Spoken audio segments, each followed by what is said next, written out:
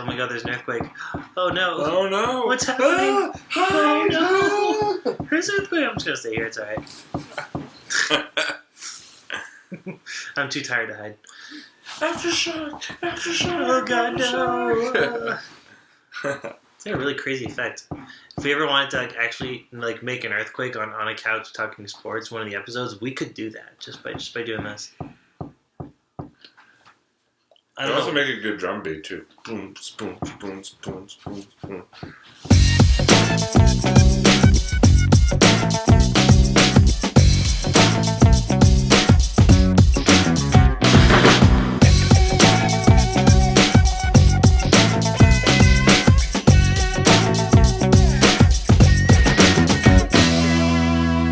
Hey, what's up, everybody, and welcome to another edition of On a Couch Talking Sports. As always, I'm Robbie. This is Kyle. Kyle, how are you tonight? Doing great. Yeah, we're almost at the end of the week. It was kind of a slowish week. Summer is beginning, so I'm pretty excited about that. So, yeah. How about you? It's just one of those days where, it's raining outside and... I got up this morning and I was just like, ugh. And part of that is what we're going to discuss tonight, and that is that our hometown Boston Bruins lost in Game 7 of the Stanley Cup Finals last night. Yeah, all you Boston haters out there rejoice. The Bruins lost. But, it was a tough night last night watching that game. I mean, you had such high expectations going into it, and then, they come out and before the end of the first period, they're down 2-0, and that just couldn't quite come back from that. They had chances. They definitely had their chances, but the goalie, Bennington, for St. Louis, he did a really good job of making the saves when he needed to and made a couple really tough saves, and just, unfortunately, the Bruins, like I said, they just couldn't get it done. Just didn't play well enough to win, and if you're not going to play well in Game 7 of Stanley Cup Final, you're probably not going to win, even if it's on your home ice. So, Kyle, I know you watched the game as well. I did. What was, unfortunately, what are your initial thoughts and reactions to the Bruins' unfortunate defeat last night? Well, I can't say it's all bad. I will start. I will try to get the negative out of the way first. Yeah. Just the way they played, man. I mean, it was. I would have been more okay with it if it was more of a closer game. If maybe the other team would have beaten them by maybe an extra point. Like if they were going at it like the whole. That would have been cool. That would have been a great game. Did you say beat them by the extra point? No, I mean. Sorry, I was talking what are we talking about? Football in a losing scenario, if the field goal kicker came on the ice and kicked the ball, well, then it would basically be Charlie Brown at that point. So sorry. So it would have. I would have accepted more like, hey, it's a close game, maybe 4-3 Blues kind of thing. Like, okay, that would have been really exciting. I think a lot of people were expecting at the very least that win or lose. Yeah, expecting. I thought it was going to be a closer game. Yeah, I thought it was going to be a 1 or maybe 2 goal game. Yeah. I thought. I just thought the Bruins would give more of an effort or more of a positive effort, and especially given the way Game 6 went, where they won 5-1 in St. Louis. I just thought they would maybe carry the momentum over. But yeah, because the Bruins, they're a great team. They had a great lineup this year. They had a lot of talented players. And it was just it was really sad to see that you could tell throughout the game, their passing game was just, I don't know what, when I was watching, I know I'm not a big hockey fan. Maybe you guys can correct me on this or whatever, but it just didn't seem like their passing game was tight. They were constantly missing passes. They were fumbling over, and it's just, I don't know. it's really too bad, like, because they don't. You're right. Like throughout the playoffs, they did really well. They really held their own, and it was kind of sad to see them play like that.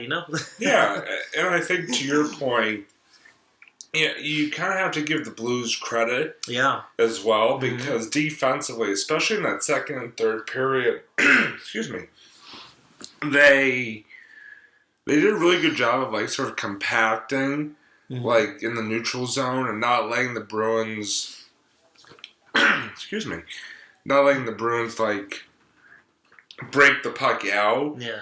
Easily, and not letting them like gain entrance into the offensive zone easily. Yeah. And I mean that was very important. I mean the Bruins, really couldn't get going, sort of speed wise, and they're just they were sort of, I think, taken off guard by the fact that the Blues defense just tightened up so much. Yeah, they were just in those final two periods, and like I said, when the Bruins were able to get through. Jordan Bennington, the goalie for the Blues, was just rock solid in net. He was like, the commercial I was playing at a game of like the walrus in goal. Like he basically was that walrus, just stopping every thing. And I mean, listen, Tuukka Rask, I don't think he really played that great a game. I mean, he made a couple of really nice saves. That kind of helped to keep the Bruins. I know, Kyle, there was one play you and I in particular were talking about when Zdeno Chara said what it looked like it was going to be a sure goal, but sort of at the last second reaching his stick out and that was poking the puck away from the goal great line. Reflexes. That was incredible. That was probably, I would personally say, the highlight of the game, at least on the Bruins side of things. That was really wow. And what really was disappointing was the Bruins' first line of Marchand, Bergeron, and Pasternak, who have been sort of their go-to line all season, just really didn't show up, like, especially last night. I mean, and then you have Marchand, like, at the end of that first period, like, going off the ice when the Blues are breaking back the other way, and they end up scoring a goal. It's like, what are you doing, Marchand? Like, what's wrong with you? Yeah, it just seemed like they had, like, an off day or something like that. They just weren't physically, or at least mentally there. They were physically there, but they weren't. I feel like not all of them were mentally there. It was really sad to see. But the thing I will say is this, and trying to put sort of a positive spin on it, which I am a very positive person, as are you. Oh, thank you. And so I mean, it helps at times like these to sort of find some positivity, sort of help with the disappointment of having your team lose. And that is to sort of just reiterate the fact that this has been an amazing year for Boston sports in general. Because, I was thinking about it last night after the game. And see, Kyle and I both work in education, so we're both sort of used to looking at things from like a school year point of view. So the way I was kind of thinking about it in my school year based mind was in the 2018-19 school year. So from September through now, there have been 8 teams among the 4 major pro sports who have earned spots in the championship series or game for each of the respective sports. 3 of those teams have come from Boston. The Red Sox, the Patriots, and the Bruins. That's insane. That's almost half of like those. And then because basically, I was thinking about even a little bit further because LA actually had 2 of the other teams, the Rams and the Dodgers. So really, 5 of the 8 teams came from 2 markets. So you really think about like 90% probably of the major of like the pro sports markets out there didn't even get to see their team in 1 final series, and when we got to see them in 3. And I think it just shows how spoiled and lucky we are to be in the city of Boston during this time period where there's been so much success. Excuse me, and our teams have just been, just really, really, at the top of the heap, year in and year out, and it's great to see. And believe me, last night was tough. Don't get me wrong. I really, hoped and wanted the Bruins to win the cup. But I will say this, is that with the expectations the way they were at the beginning of the season, I don't. You cannot convince me that you can't look at this Bruins season as a whole, not just the way it ended, but as a whole, and not say that it was a successful season. Boy, can you try saying that 3 times fast? Successful season. There we go. There you go.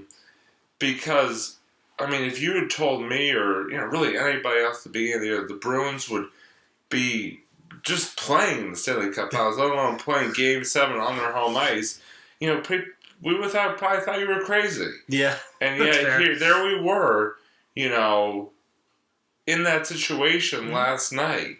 So, I mean, I think despite the loss, despite the way it ended, this was a very successful season for the Bruins. Yeah. And they have, I think the future is extremely bright for this team, especially in the coming 2 to 3 years, because they have so much young talent. Yeah, they have Chara and Bergeron and Marchand or Marchand, however the hell he pronounces his name these days, and Rask and all of them who are the veteran guys. But they have a lot of young talent, like Pasternak, Charlie McAvoy, DeBrusk, Carlo. The list goes on and on. So I just think that this team is going to be making noise for several years to come. It's going to be very exciting to watch.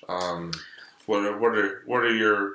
I mean, let me ask you, Kyle. Do you consider, despite the way it ended, just looking at a full sort of body of work, do you consider this Bruins season a success? I do. Yeah, I do. No, I still. You're right. They did defy odds, and I remember. I think we did talk about. I don't know if we did an episode.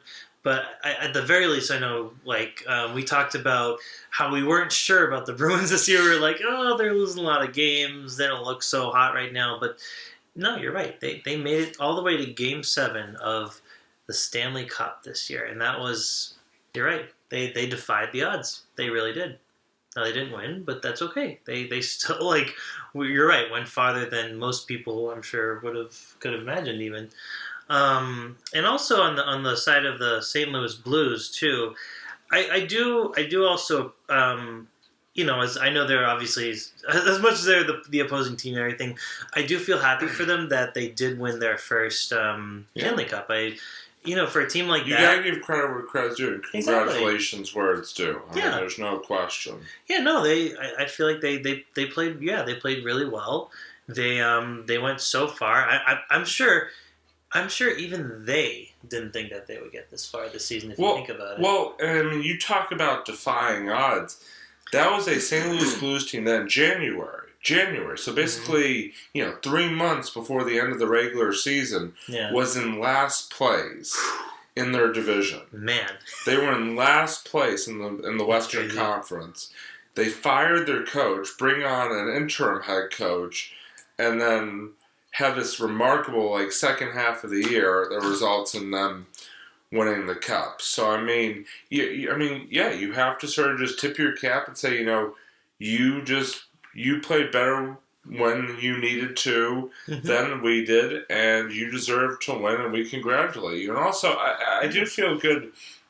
Not that I feel good about it, but I do commend them for another reason. There's So a lot of people may have seen this story. There's a girl, I think she's 11 years old in St. Louis, who is, battling a disease. I forget what the name of it is, but and obviously, you send well wishes and thoughts and prayers out to her and her family. But she's a big St. Louis Blues fan, and she's actually been to some of the playoff games in St. Louis.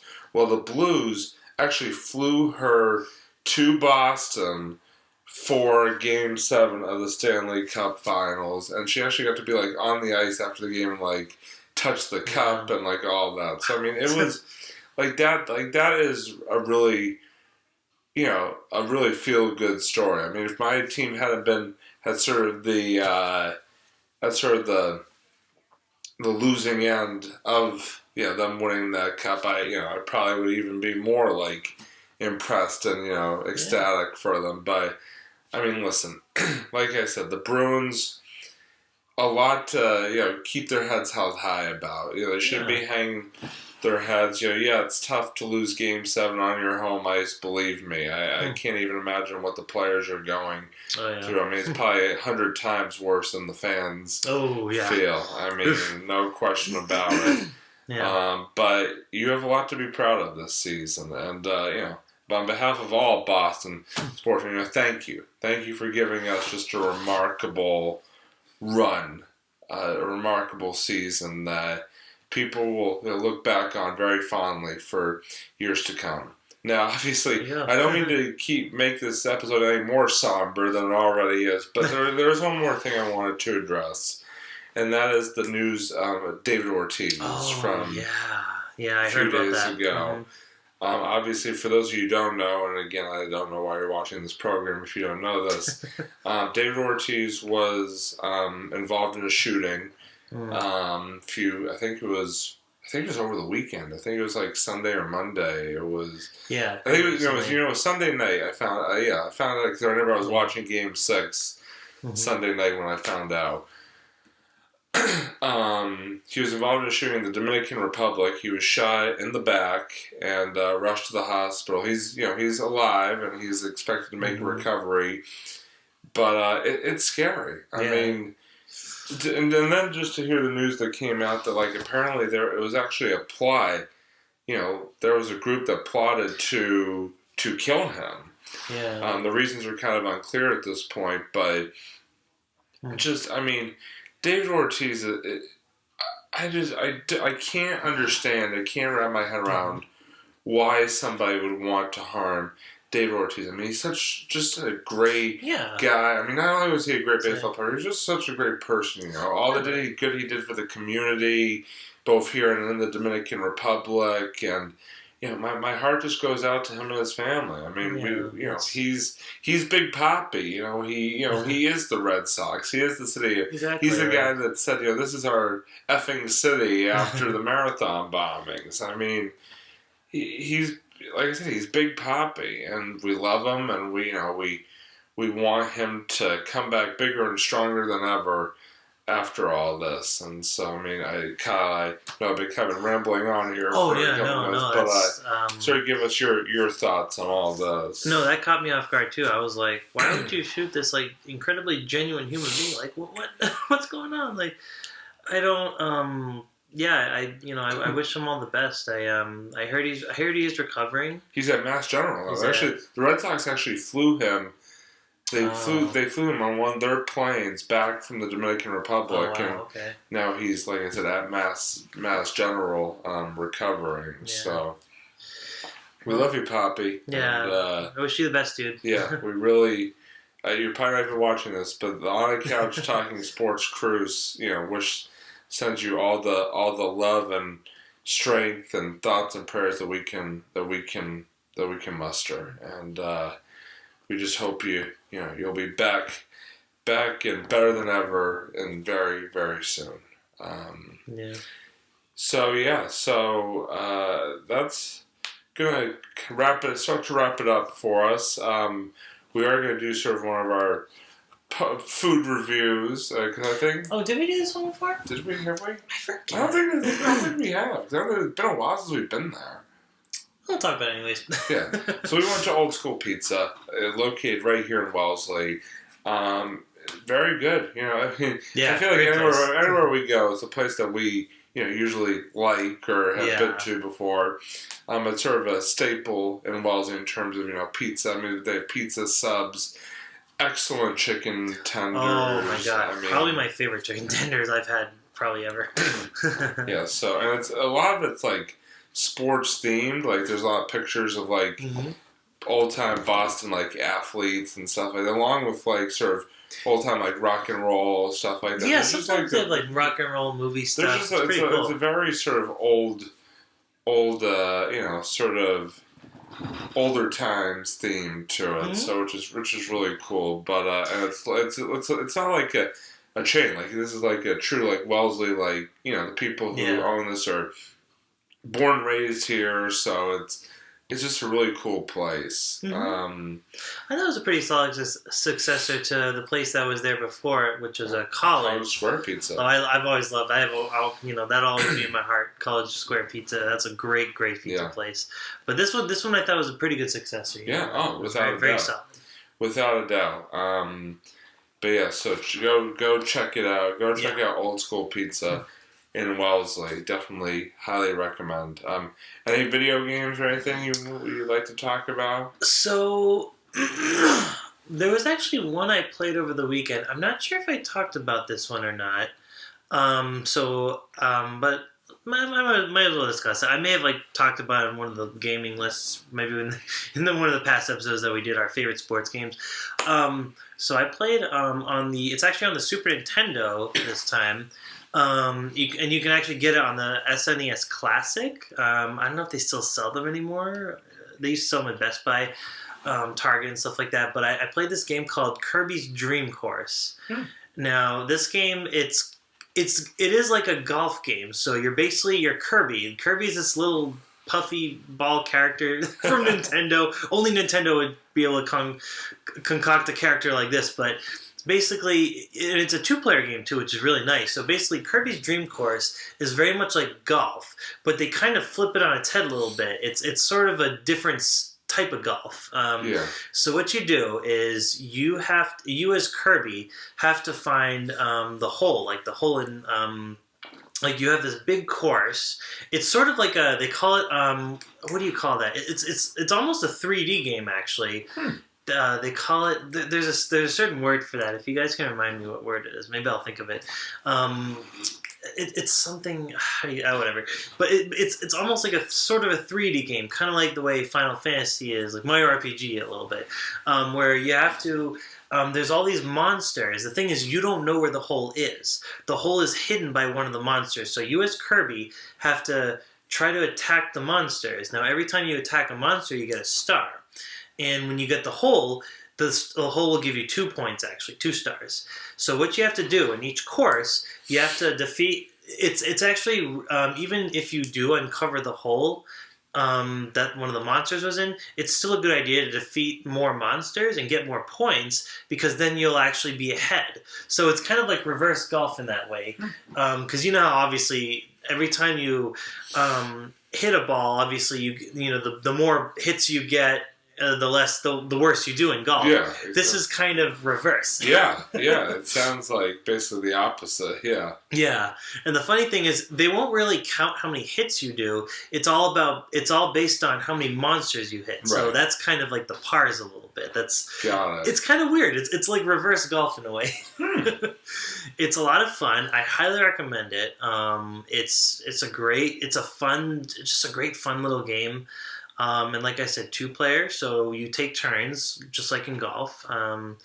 It's just a fun little game. It's a fun little, if you just have you have a free afternoon, you want to invite a friend over, I highly recommend playing it. It's kind of a hidden gem, I guess, as famous YouTubers would call it. So. Cool.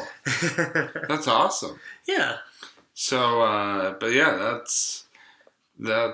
thank you as always for that lovely video game review, and definitely take this man at his word. When he recommends a game, you should definitely go play it. Thank you. So, all right, so that's gonna do it for this edition of On Couch Talking Sports. I want to thank everybody as always for tuning in. As always, he's Kyle. I'm Robbie, signing off from the couch, and until next time, we will see you on Couch Talking Sports. Bye, everybody.